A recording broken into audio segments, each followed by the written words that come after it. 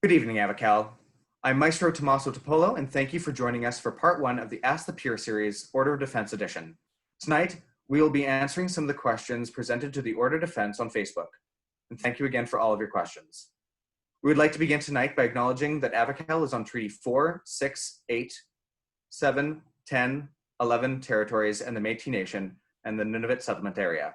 We acknowledge that all of the many First Nations, Métis and Inuit, whose footsteps have marked these lands for centuries.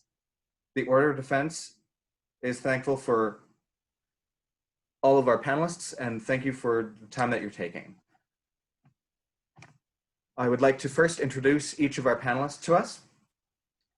We have Master McLaren, we have Baron Raoul de la Roche, and Master William Bennett. Could you each take your time to introduce yourself more? McLaren? Thank you very much, Master Polo. My name is Francis McLaren. I'm a companion of the Order of Defense and the Pelican, formerly cadet to Master Remy the Burgundian and Viscountess Mr. Sauve. During the 8 years of participating in the society, I've received some titles and some awards, and these are really nice. But most importantly, it's the friendships and the social interactions found on respect and esteem that have kept me in the SCA. Baron Raoul?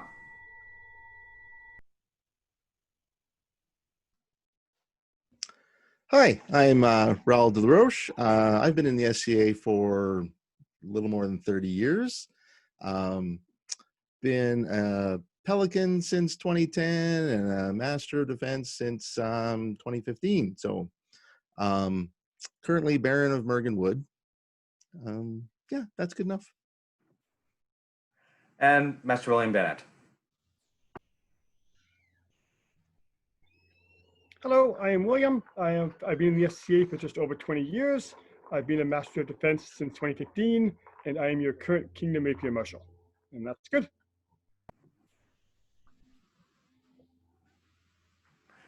Hello, and I'm Maestro Topolo. I've been playing for a little over 10 years now, and I've been a Master of Defense for a little over a year. I will be your moderator for tonight, and I will also be answering a few questions.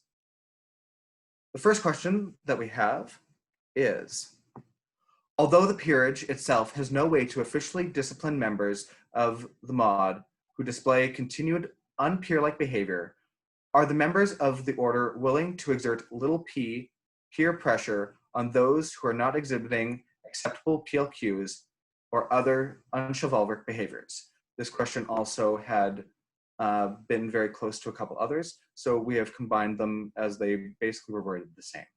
First to answer this would be Baron Raoul.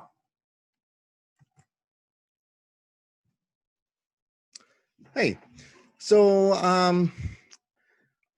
in the past, I've already done this where if someone's made a faux pas or some kind of a misstep, I've talked to them and I do it in person.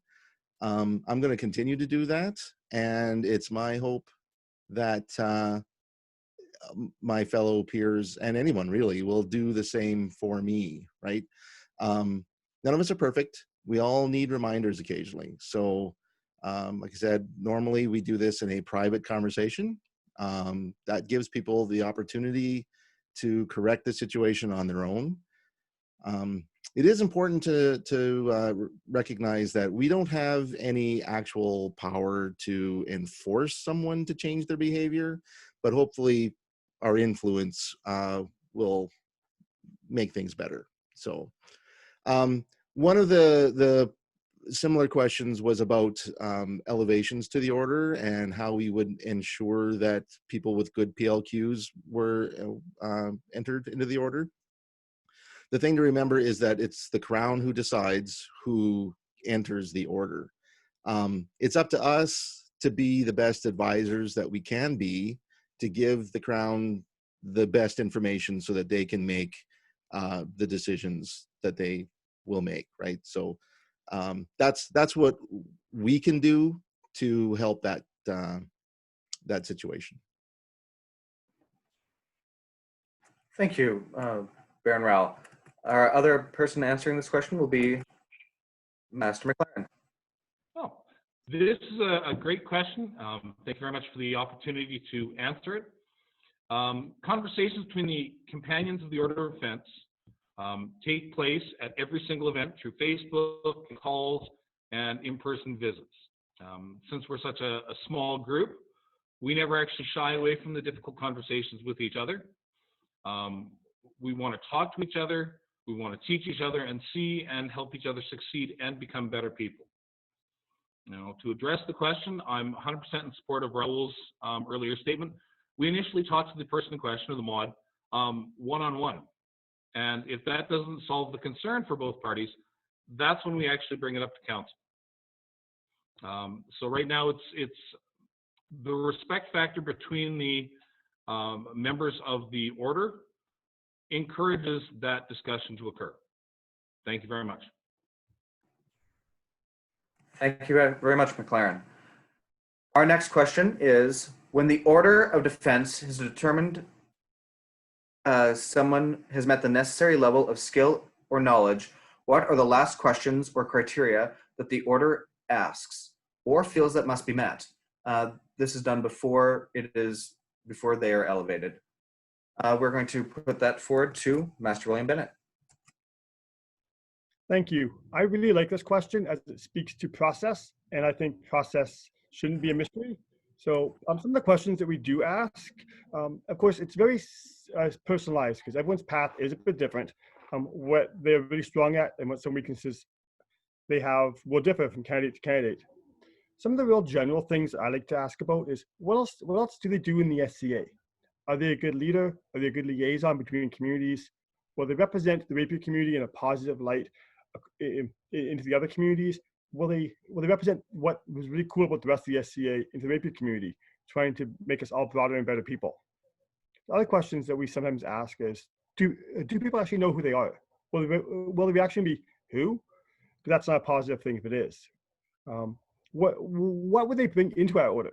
That's a very important thing. We are a fairly new order, a fairly small order, and we need to make sure that we are having a good representation, that everyone is valued members of our order. And a very important question that sometimes gets overlooked is, do they want to be part of this order, or can they actually do the job? It is a pretty cool job, but there are some responsibility parts that some people don't want to do, as they feel it might take away from the rest of the time they spend in the SCA, or they're not actually in a good place right now to do the job, and it wouldn't be good for them. Thank you. Thank you very much.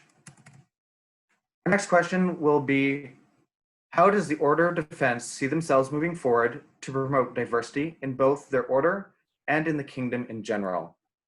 I'd ask Baron Rowell if he could please answer this. Okay, I think primarily we need to lead by example. To get, how do I put this? There's two things I think that everybody needs to do, and not just members of our order, but the entire populace, in order to move forward with this. We need to speak up when we see the inappropriate behavior, and we need to be accepting of hearing it when someone brings our inappropriate behavior to our attention. So when we point things out to people, we need to do it with the goal of educating each other.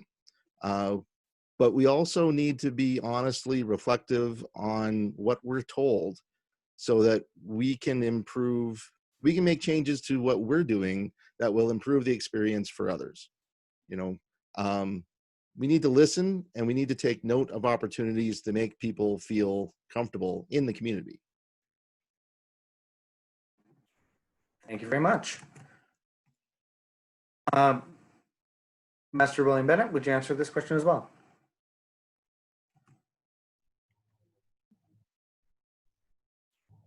Definitely. Thank you for the opportunity for this question. I fully support everything Raul has said. That is the gist of what this question is about. you know, we do have to support diversity. It's the main thing we need to do with it right now. So I agree it is important that we have a welcoming and safe place for everyone that wants to play our SCA game. So I don't want to take away from that. Is we understand that is what this question is about. However, we are going to answer this question another way too, as diversity in what fencing activities we do, what we're trying to do for that. There is a new mandate from the SCA that we're pre-17th century life, not just Western European life.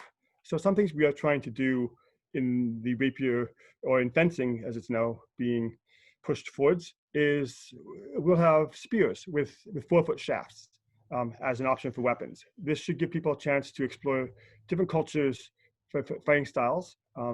We will have the CA or the combat archery for fencing. Again, bringing more diversity, more options for people to explore what they want to do in the SCA.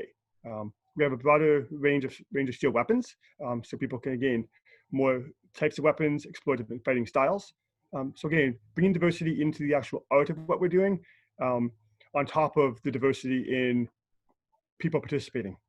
Thank you. Thank you very much. For our next question, we have, there is usually one person in every group that you don't send newcomers to because they beat the hell out of the new people, or to teach them a lesson, or to toughen them up, or to show them how serious you have to be. That person fights with ego and pride and without compassion, and everyone knows it. Up until now, we warn each other who not to fight when we're trying to learn. I want to ask the mod about their thoughts on how to directly call out and solve the problem of the missing stare that some of the advice for the local marshalate when the subject comes up. For this, we'd like to first ask our Kingdom Rapier Marshal, Master William Bennett. Again, thank you. This question actually really surprised me, as I didn't realize it was still going on. So that is something that I need to take ownership of, that I need to keep a better eye out. I need to talk to people more to make sure this kind of thing isn't happening. But it's not just me. I can't be everywhere. We need eyes everywhere. That's why we have marshals at practices. We have marshals at events. So the marshals need to be aware that this is happening. Correction needs to be made at the time. We can provide coaching and mentorship to the individual on how to be a better sparring partner, what they're doing, what the impact of what they're doing is. That's the first step we have to do. On top of that, though, we do need to actually have paperwork go in for this. Just send a report, follow up on your quarterly reports. Make sure this is happening. That the reports are happening. We don't want to have this behavior happening because it does push people away from what we're doing. So we need to make sure we can follow trends, and for that we need to actually have the reports and the paperwork in. Don't feel like you're making your friend's game worse by tattling on them or telling tales, as it's actually making us all better. It makes them a better person, and it makes the rest of the SCA better. Thank you. Excellent. Baron Rowell, would you please answer this as well? Okay. Practice is supposed to be about learning and honing your skills. It's not about winning. If that's not the case in your practice, then the culture around your practice needs to change. When you're working with new fighters, then the focus should be on training them and making their experience a positive one. We don't want to scare them off, right? We've had a fairly radical change over the last couple of years in our own practices here, and partially because we were flooded with new people because of a demo that we started doing. And we had to stop and think about how we did it. And we went through this culture change, and it's been quite amazing for what happens. We're careful about making sure that their new people's first experience is positive. And then as things go on, they're learning that way of doing it. So now that they've been around for a couple of years, when they fight new people, they just do it the same way that they've been brought up, right? So it takes time, and yeah, you got to talk to the people that are having that I must win, I must put my place on the pecking order. But um, if you can change the entire culture around it, it's easier than trying to fix one person. Make it all a better situation. Thank you so much. Our next question is, recently a peer called out most men in Avacal as predators. Why did none of the mod call them out? I'd like to speak to this myself as well. And I know that I didn't call them out because when I read their post, there was nothing to call out. Someone had already let them know that the way that their post was written could be taken in a way that could have lumped all men into the same category. And that post was already changed. I had also had a conversation with this peer related to this topic in the same day, and some of their first words to me were about how all people were broken, not how people were broken stairs, and that they didn't gender anyone. No one was gendered who they were talking about, and so I didn't feel there was any need to correct them in this either. So unfortunately, sometimes we do misspeak and we do offend other people. And in this situation, they had already been corrected on this issue. And I was unaware until later. But by the time that came up, it had already been worked out. So I didn't feel like I needed to give any response. It had already been done. Master Raul, would you be willing to speak to this as well? Yeah, Tommaso, I agree with you. I didn't take it that way when I first read it. Probably I got to it after those edits had happened as well. But to be honest, even if it was meant that way, I didn't see it as a time to stand up and say, not all men. It's that would have gotten in the way of the conversations that would have happened. And I didn't want to derail that, right? These are hard conversations to happen, but I think in the end, they do lead to positive changes. So there's times when people like me need to listen, and that was one of those times. Thanks. Well said. For our next question, how do we use social media as a substitute for in-person SCA? Keith McLaren, would you please answer this? It would be my pleasure. Being a martial peerage is really difficult to accomplish the main goals of our order through social media. There are many resources out there that can be used, whether that's online schools or lessons or study materials. But I'm going to actually do a personal reflection. When I first started in the SCA, there were absolutely no rapier fighters in my shire of Bitterend. I started using the mighty Don YouTubius, or YouTube, for questions that I had about measure or tempo or different styles, like how to use a baton, how to dual wield, or even what the common vocabulary that I wanted to ensure I knew was. Once I had an idea of what I wanted to work on, and I practiced that a few times, I started approaching more experienced fighters to have them help me put ideas into practice. But very specific things that you could do right now. I tried it last night, so I know that it actually will come through. Go to YouTube, search SCA Rapier Training.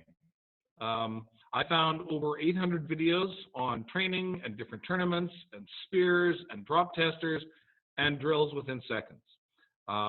Social media allows me to contact and connect with various other peers and fighters throughout not just Avacal, but also the known world. Social media is a wonderful chance to share theoretical knowledge and then hopefully later on put that into practical use. Thank you very much, Master Paul. Excellent. I am also going to speak to this as well. And as you said, there are lots of resources that we have online. There are videos and other things. And right now, this is a time when a lot of online classes and learning has been actually put forward. There is lots of people posting in our Facebook group in Avacal, as well as other places online. Virtual Academy, the Rapier, even the Avacal Facebook group there. There's Discord servers. We have other, there's a plethora of classes online that we could be taking and that we've been promoting.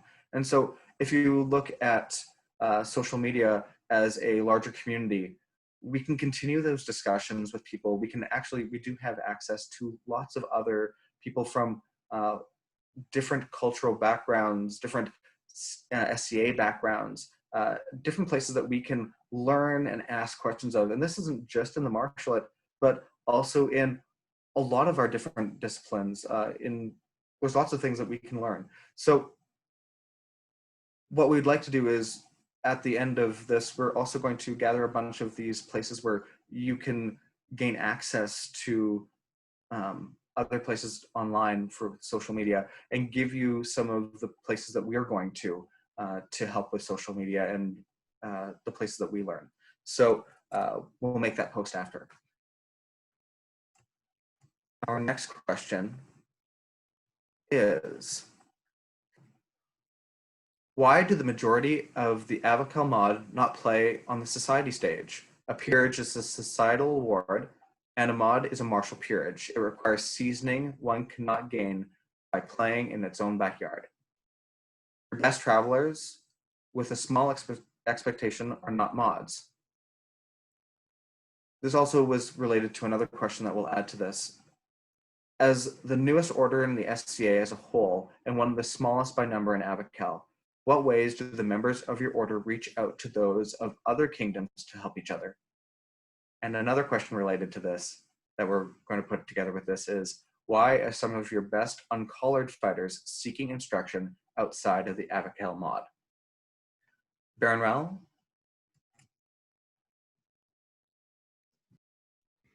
Okay, so yeah, we got three parts to this, right? First thing I'd like to say that I feel it's important that members of the order are focusing contributions on Avacal first. We often have to make choices about where we spend our travel dollars, right? And if you're a peer within this kingdom, I think that you should be supporting the branches and people in this kingdom. So when you're making plans for travel, you know, out of kingdom travel is expensive, right? So do you go to the big war way down south, and in doing that, forego 2 or 3 local events? You know, those are choices that have to be made. I myself would like to see our peers being available to, especially the smaller branches. So, you know, I don't want to preclude people from going to those things, because they're wonderful experiences, but I do like to see supporting local as well. As a new order, where do we go for support? One of the first places that we went to when we were first starting this order, building it, is to the other peerages within Avacal. We drew on the experiences of those peers to help build us up into a functioning order. Outside of Avacal, we've used social media. There's Facebook groups, there's Zoom meetings that we have. And we were doing this all before the lockdown happened, but since then it's become much, much more prolific, because we have to. The last part of this question about the uncollared fighters, as they put it, that are seeking instruction not from Avacal mods. This is a good thing. We see this as opportunities. If you have the opportunity to broaden your experience and learn from people from all over the known world, which is possible now, I say people should be taking advantage of that. Um, it only makes them stronger. And then when they bring that information back into Avacal and they share it with other people here, it makes all of us better. So I'm in very much in support of people traveling or seeking guidance from anywhere. So Thank you very much, Baron Rao. Kareed McLaren, would you please speak to this? It would be my pleasure. This is going to actually probably be a long answer, so I'll ask the moderator. Tommaso, if I'm going too long, please let me know. So the question really made me think and evaluate how the activities of the Order are seen by the populace. The majority of the members of the Order of Defense are on the society stage. I'm going to speak for myself personally. In the last 4 years, I've hit 4 kingdoms. I've been to Oregon and Washington, Montana, Idaho, Utah, BC, Alberta, Saskatchewan, Manitoba, and Ontario. I've put in over 400,000 kilometers to work on my training and share my love of fighting with other people. Members of the Order in the Order of Defense in the last few years have been present at Pennsic, or Gulf Wars, Estrella, Ursulmus, AT War, Whipping Winds. Heck, Master William Bennett even made it to Drakenvold. In addition, we have members of the Order as, Kingdom Rapier Marshals, serving on a society stage where, we have these discussions, we bring back the rulings and things to Avacal. In regards to particular circumstances, I looked at it from 4 main points. The first one is time. Some people just don't have the time to do all this travel due to work or kids or when their holidays are. Money is a major concern. It's an expensive hobby. And with the current real world concerns, travel is not always viable. Health, sometimes people's health or age prevents them from traveling. And of course, desire. People that have been spending years and years and years, sometimes they need that chance to, have that little bit of a break. They work on technique. They build the relationships they have with their own kingdom. Fantastic. Trying to think. The second question, or the second part on that was, as the newest order, how are we helping out other kingdoms? Well, I know Master William was part of Meet the Mods. There's the virtual Rapier meetings. There is, online Academy Duello. I know I took part in Kaid's version of Tua. We have friends both inside and outside the kingdom, and we're continuing to, build and grow those relationships. And some of the best uncolored fighters was the third section. Seek training anywhere you can, from anyone you can. I love watching the heavy fighters just because I see different things they have for skills that I'm like, oh, I'd love to incorporate that into my own fighting. My personal reflection is when I started down the path for Rapier, my white scarf at the time said that he wanted feedback in a book of 20 different white scarves. Challenge with this was there was only 6 in the time who were active in all of Avacal. What did that do? That encouraged me to travel so that I could experience different cultures and techniques and ideas. And then I brought that back to, Avacal. The opportunity to travel is a wonderful thing. And I know that I offer that to different people in my shire that I've traveled with me, and actually throughout the kingdom. So yes, it is difficult to travel all the time, but if you have that opportunity, please take it. Thank you very much, Master Polo. Thank you. So this ends our first part of our Q&A. I would like to thank again all of our panelists for volunteering their time for this series.